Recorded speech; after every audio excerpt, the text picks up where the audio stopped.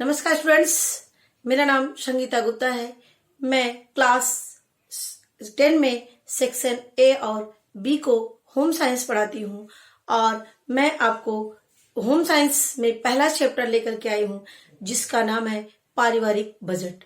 तो वीडियो शुरू करने से पहले मैं आपको बताना चाहती हूँ कि इस कोरोना वायरस की वजह से जो क्लासेस है वो रेगुलर नहीं चल पा रही है और जिसके कारण से ये ऑनलाइन क्लासेस शुरू की गई हैं, जिससे बच्चे घर पर रह करके ही पढ़ाई कर सकें और अपने कोर्स को पूरा कर सकें और घर पर ही सुरक्षित रह करके और अपने घर में पढ़ाई करें, जिससे वो उनका कोर्स जो है पूरा होता रहे।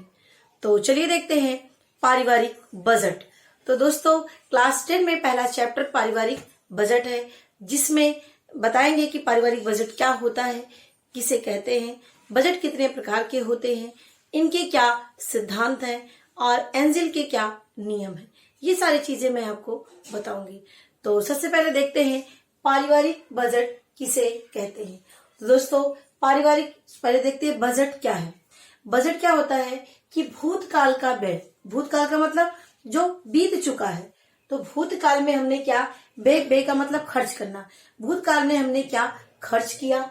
भविष्य का अनुमानित, भविष्य का मतलब जो हमारा आने वाला है, हमारे जो आने वाला समय है उसमें हमें क्या व्यय करना पड़ेगा, कितना व्यय करना पड़ेगा। और तीसरी बात है कि वर्तमान समय की मद, यानी इस समय वर्तमान जो चल रहा है उसमें हमें कितना निश्चित हमारा व्यय है। इन सब चीजों का क्या करना, लेखा जोखा रखना ही बजट कहलाता है। यानी जो बीत चुका है उसको उसके व्यय को देखना, जो हमारा आने वाला है वो क्या खर्च कितना होगा, और उसके बाद इस समय जो वर्तमान हमारा चल रहा है, वर्तमान का मतलब जो इस समय चल रहा है, इन तीनों को लेखा जोखा रखना ही बजट कहलाता है। दूसरा पॉइंट इसमें आता है पारिवारिक बजट शब्द जुड़ा है। पारिवारिक का मतलब परिवार में, यानी हम परिवार में रह करके हमारे क्या खर्चे होते हैं, परिवार के प्रत्येक सदस्यों का क्या क्या किस किस चीज पर खर्च होता है, इन सब चीजों का लेखा जोखा रखना ही बजट कहलाता है। बजट बनाने से कई लाभ होते हैं, जैसे कि हमारे कितने व्यय होते हैं, कितनी हमारी आय है इसका अनुमान लग जाता है, कितना वर्तमान में हमारी खर्च क्या है इसका अनुमान लग जाता है, जिससे हमारा फिजूल खर्ची जो होती है वो बच सकता है। तो ये सारी चीजों से हमें लाभ होता है कि बजट बनाने से हमें विभिन्न प्रकार की चीजों से लाभ होता है। अब आते हैं बजट के प्रकार, यानी बजट कितने प्रकार के होते हैं। तो दोस्तों, बजट मुख्य रूप से बच्चों 3 प्रकार के होते हैं। क्या क्या? घाटे का बजट, संतुलित बजट और बचत का बजट। तो ये बहुत ही आसान है, बस थोड़ा सा आप ध्यान देंगे तो आपको बातें समझ में आ जाएंगी। देखिए, पहला है घाटे का बजट। घाटे का मतलब होता है कि हमारी जैसे आय हमारी क्या है, कम है, आय क्या है, कम है, और हमारा जो व्यय है वो क्या हो, यानी हम जो खर्च कर रहे हैं वो हमारा अधिक हो। जैसे हमारी इनकम मान लीजिए 2000 रुपए है या 5000 रुपए है और हम खर्च कर रहे हैं 6000 रुपए, यानी 1000 क्या कर रहे हैं, हम एक्स्ट्रा खर्च कर रहे हैं। तो ये हमारी क्या हुई, घाटे का बजट, जिससे हमें दूसरे से उधार लेकर के पूरा करते हैं अपने बजट को, अपने खर्चे को, तो हमारी क्या होती है, घाटे का बजट। यानी जिसमें आय कम हो और खर्च ज्यादा हो उसे बोलते हैं घाटे का बजट।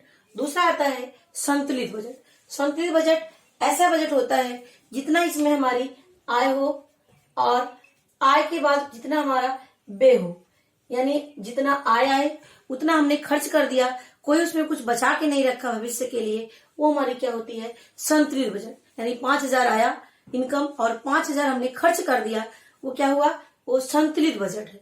क्या हुआ, संतुलित बजट है दोस्तों। अब आता है बचत का बजट।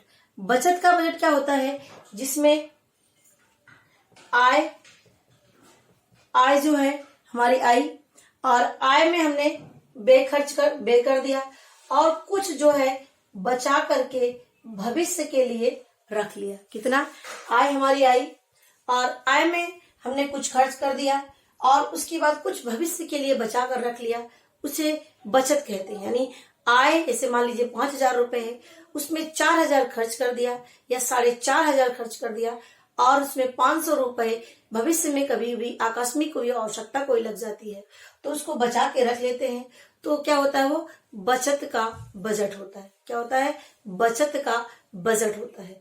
तो सबसे अच्छा जो बजट होता है वो बचत का बजट होता है। इसी को ही आदर्श बजट कहते हैं। क्या कहते हैं? इसी को आदर्श बजट कहते हैं।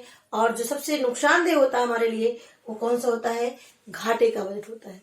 तो स्टूडेंट्स एक बार इसकी देखिएगा, वीडियो को बैक कर लीजिएगा, तो आपको बातें 2-3 बार इसको देखेंगे तो समझ में आ जाएगा। तो घाटे का मतलब जिसमें हमारा इनकम आई और उससे ज्यादा हमने खर्च कर दिया, वो घाटा का बजट हुआ। संतुलित बजट क्या होता है? जिसमें हम जितना हमारी इनकम है उतना हमने खर्च कर दिया, कोई पैसा उसमें नहीं बचाया, तो क्या हुआ? वो हमारा हुआ संतुलित बजट। और तीसरा है हमारा बचत का बजट, यानी जितनी इनकम आई उसमें से हमने व्यय कर दिया और कुछ भविष्य के लिए बचाकर रख लिया, वो हमारी क्या हुई? वो हमारी बचत का बजट हुआ। तो सबसे अच्छा जो बजट होता है वो आदर्श बजट होता है। अब आते हैं बजट की प्रमुख मदें। मद क्या होता है? मद क्या है? जो जिस चीज पर हम खर्च करते हैं उसे ही मद कहते हैं। यानी जिस चीजों पर हम खर्च करते हैं हमारी क्या होती है? मदें होती है। जैसे भोजन पर हम खर्च करते हैं अनाज लेने में, और जितनी हमारी आवश्यकताएं होती हैं, चाय से लेकर के अनाज से लेकर सारी चीजें हमारी भोजन पर जो हम खर्च करते हैं वो हमारा क्या होता है? भोजन पर मद। दूसरा है हमारा वस्त्र, यानी कपड़ों पर हम जो खर्च करते हैं। तीसरा आवास, यानी मकान पर जो कोई रेंट पे रहते हैं या उसका जो किराया भरते हैं वो हमारा आवास हुआ। शिक्षा, बच्चों की शिक्षा पर खर्च करते हैं पैसे।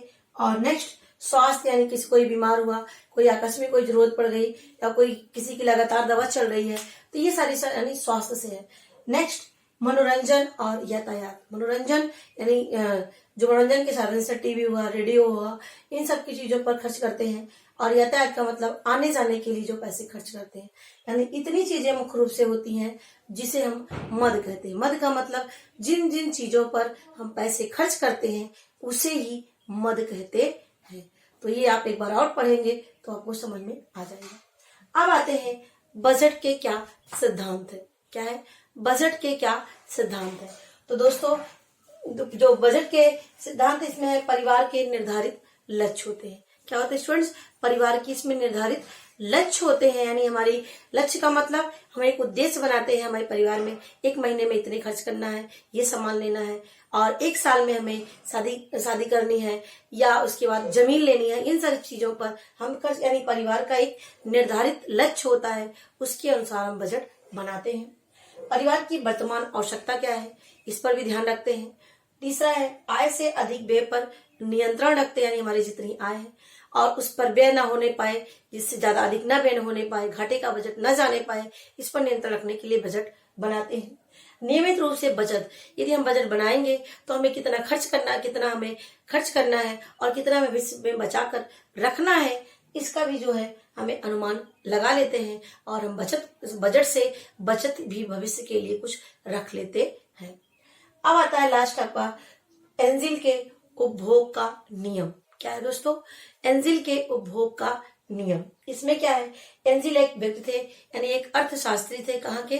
जर्मनी के एक अर्थशास्त्री थे। इनका नाम था अर्नेस्ट एंजिल्स। क्या है? अर्नेस्ट एंजिल, जिन्होंने 3 नियम बताया उपभोग के, और ये नियम कुछ हद तक सक्सेसफुल था, लेकिन कुछ लोगों ने इसकी आलोचना भी की है।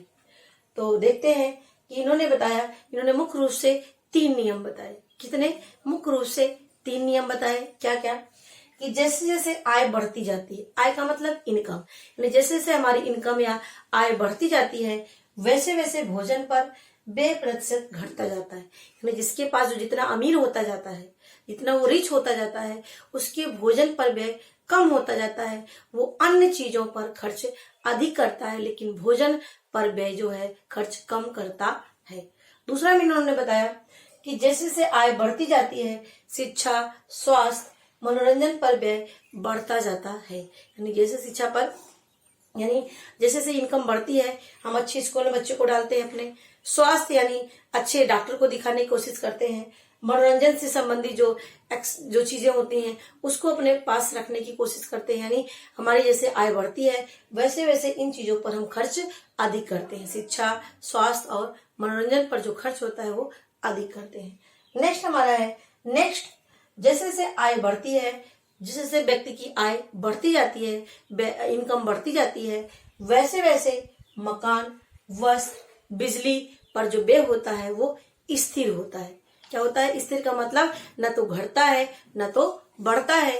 ये क्या होते हैं, ये स्थिर होते हैं, इसको बताया। लेकिन इसमें आलोचना की गई कि लेकिन ऐसा नहीं है, कि उन्होंने बताया कि ये इनकम स्थिर रहता है, लेकिन ऐसा नहीं है। कुछ अर्थशास्त्रियों ने कहा कि जैसे व्यक्ति की आय बढ़ती है वो वस्त्र पर अधिक पैसे खर्च करता है, मकान पर भी अच्छे अपनी बिल्डिंग बनवाता है, अच्छे से उसको घर को मेंटेन रखता है, यानी उस पर भी खर्च करता है, बिजली से संबंधित चीजों पर भी वो खर्च उसका बढ़ता है। इसीलिए इनको ये आलोचना की गई। आलोचना का मतलब इनको कुछ लोगों ने इसको नहीं माना, उन्होंने कहा ये जो नियम बताया है ये गलत है। तो ये 3 नियम आप याद कर लीजिएगा, और ये आपके एग्जाम में भी बहुत इंपॉर्टेंट है, आपके बोर्ड के एग्जाम में भी ये नियम अवश्य ही पूछे जाते हैं। तो एक बार रिपीट कर लेते हैं। तो देखिए स्टूडेंट्स, बजट का मतलब जो हमारे भूतकाल में क्या व्यय हुआ, वर्तमान में हमारी क्या व्यय है, और भविष्य में हम क्या व्यय करेंगे, इनका हम लेखा जोखा रखते हैं, उसे ही बजट कहते हैं। अब बजट के 3 प्रकार होते हैं, घाटे का बजट, संतुलित बजट और बचत का बजट। 3 प्रकार के बजट होते हैं। सबसे अच्छा जो बजट होता है वो बचत का बजट होता है, जिसे आदर्श बजट कहते हैं। और घाटे का बजट क्या होता है, जिसमें आय कम हो और व्यय अधिक हो। और संतुलित का मतलब जिसमें आय और व्यय बराबर हो, जितना इनकम आई उतना हमने खर्च कर दिया। तीसरा है बजट के प्रमुख मदे। ये ऐसे होते हैं जिस पर हम विभिन्न चीजों पर जो हम खर्च करते हैं, विभिन्न जरूरतों पर अपने जो खर्च करते हैं, उसे ही मद कहते हैं। ये आपको जितने मैंने यहाँ पर बताया, इन सारी चीजों से आपके क्वेश्चन आएंगे कि बजट के क्या सिद्धांत है 1 नंबर 2 नंबर में, और बजट की क्या क्या मदें होती हैं, और बजट के क्या क्या प्रकार होते हैं, ये आपके अवश्य आएंगे। नेक्स्ट आपका है बजट के क्या सिद्धांत है। यानी हमारे परिवार के निर्धारित लक्ष्य होते हैं, परिवार की वर्तमान आवश्यकताएं होती हैं, और आय से अधिक व्यय पर नियंत्रण रखने के लिए बजट बनाते हैं। नियमित रूप से बचत करने के लिए बजट बनाया जाता है। और लास्ट हमारा है एंजिल के नियम। यानी एंजिल ने मुख्य रूप से 3 नियम में बताया क्या क्या। जैसे व्यक्ति की आय बढ़ती है वैसे उसका भोजन पर व्यय घटता जाता है। दूसरा इन्होंने बताया जैसे जैसे व्यय की आय जैसे जैसे आय बढ़ती है, शिक्षा स्वास्थ्य मनोरंजन पर उसका जो बढ़ जाता है व्यय। लेकिन उन्होंने तीसरा नियम बताया कि आय तो बढ़ती है लेकिन मकान, वस्त्र और बिजली पर उसमें स्थिर रहता है, न तो घटता है न तो बढ़ता है। तो ये इन्होंने बताया है। तो स्टूडेंट्स, आशा करती हूँ कि आपको ये टॉपिक समझ में आया होगा, और जिसमें हमने आपको कवर किया पारिवारिक बजट क्या होता है और इसमें जो चीजें होती हैं। तो मेरे वीडियो देखने के लिए आपको धन्यवाद।